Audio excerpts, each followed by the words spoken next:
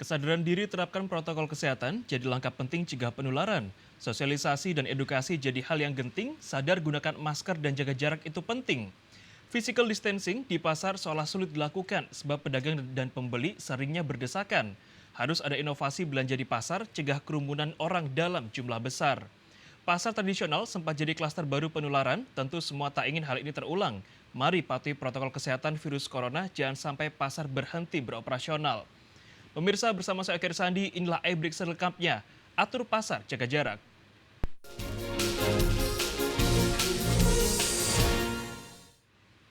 Pemirsa, awal April 2020 lalu, dua pasar di kota Surabaya sempat menjadi klaster baru penularan virus corona atau virus COVID-19, yakni Pasar Kapasan dan juga Pasar Pusat Grosir Surabaya dan sempat ditutup selama 2 pekan. Dan hal ini juga berimbas pada bagaimana perekonomian para pedagang di sana dan tentu kita tidak ingin hal ini kembali terulang di pasar-pasar lain di kota Surabaya. Untuk itu, untuk pertama kalinya, Gubernur Jawa Tengah Ganjar Pranowo saat itu sempat mengatur pasar yang ada di Pasar Pagi Solo Tigo dan juga menyusul pasar-pasar lain di sana seperti ada di Pasar Bintoro Demak dan juga ada di Kota Tegal. Mereka mulai menerapkan pasar yang berjaga jarak antara pedagangnya. Mungkin sekitar 1 hingga 1,5 meter dan hal inilah yang sebenarnya ingin diterapkan di Kota Surabaya untuk memutus mata rantai penyebaran virus COVID-19. Apakah mungkin untuk bisa menata pasar sedemikian rupa di Kota Surabaya? Kita akan bahas dengan dua narasumber yang sudah hadir di studio kami. Ada Pak John Tamrun, anggota DPRD Kota Surabaya, dan juga Pak Hakim Muslim, Ketua Kumpulan Pedagang Pasar Surabaya. Selamat pagi Pak John, Pak Hakim. Selamat pagi. Mungkin barangkali saya sebelum ke Pak John, saya ke Pak Hakim dulu. Sebelum kita berbicara masalah mungkin atau tidak menata pasar dengan jaga jarak sedemikian rupa ini, saya ingin tanya kondisi pasar sekarang seperti apa Pak di tengah pandemi COVID-19? Kalau untuk jaga jarak atau menerapkan protokol kesehatan masalah COVID itu sangat sulit kalau diterapkan di pasar di Surabaya. Apa sulitnya Pak Hakim? Kita ngelihatnya itu kan begini, desain untuk pasar di Surabaya itu aja sudah sulit. Apalagi grand desainnya itu memang sudah tidak ada menempatkan jarak, Ya, saling berdempetan memang. saling berdempetan.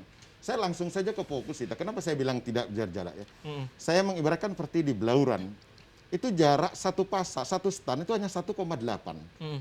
Dia mempunyai luas 1,8. Padahal di sini ada warung yang sangat terkenal, pedagang kare. Mm. Dengan pembeli 3 orang satu keluarga, tahu-tahu didatangi aparat, disuruh jaga jarak. Itu di mana dia harus makan? Kalau kita menerapkan protokol COVID. Jadi satu Gitu. keluarga ini tidak boleh berdempetan, Tidak boleh harus ada berdempetan. jarak. Iya, harus Oke. jaga jarak. Padahal stand dia itu Mm-mm. sangat kecil, 1,8. Mm. Apakah bisa protokol kesehatan diterapkan di situ? Mm. Kita yang pengen lihat itu begini, ada satu kesatuan lah ya dari pemerintah, walaupun ini satu pemerintah, satu kepemerintahan, tapi tidak ada kesatuan yang sama dengan surat-surat itu ya. Saya mencontohkan begini, ada surat yang keluar dari Satpol PP menyatakan ini harus tutup, ini harus tutup. Sedangkan dari Perwali menyatakan tidak boleh tutup.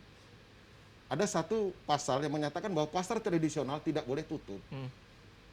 Tetapi keluar edaran baru dari Satpol PP, ini tidak boleh tutup. Bagaimana itu anunya?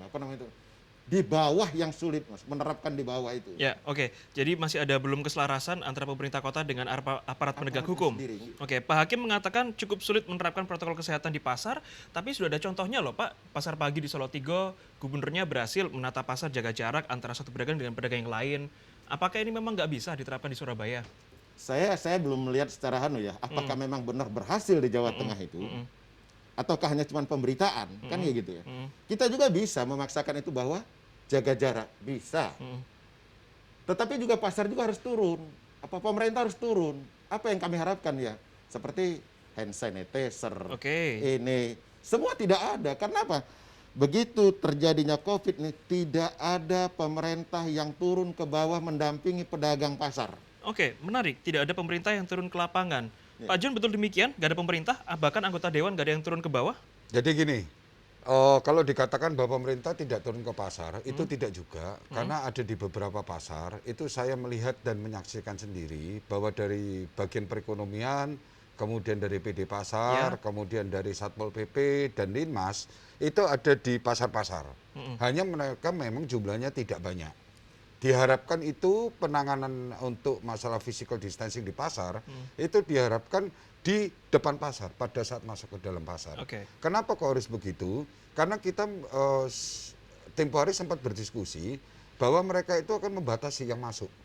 Sehingga diharapkan di dalam pasar itu sendiri jarak antara pembeli dan penjual dan jumlah pembeli sendiri di dalam pasar itu akan timbul satu physical Ya, distancing. tidak berjubel Iya, akhirnya. tidak berjubel, timbul jarak. Hanya masalahnya sekarang masyarakat kita juga sama-sama kita ketahui sulit sekali untuk disiplin Iya. menegakkan jaga jarak physical distancing itu sendiri. Itu. Ini yang harus disadari bahwa masyarakat sendiri juga sebetulnya harus disiplin. Jangan hanya menggantungkan kepada pemerintah kota saja.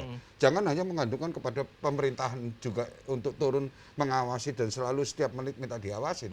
Tapi disiplin diri dari masyarakat ini patut untuk ditingkatkan hari ini. So kalau hanya tergantung kepada pemerintahan kota, kita sama-sama tahu bahwa jumlah petugas itu jauh lebih sedikit Ya, daripada tidak sebanding. jumlah masyarakat itu. Betul. Dan itu tidak sebanding. Betul.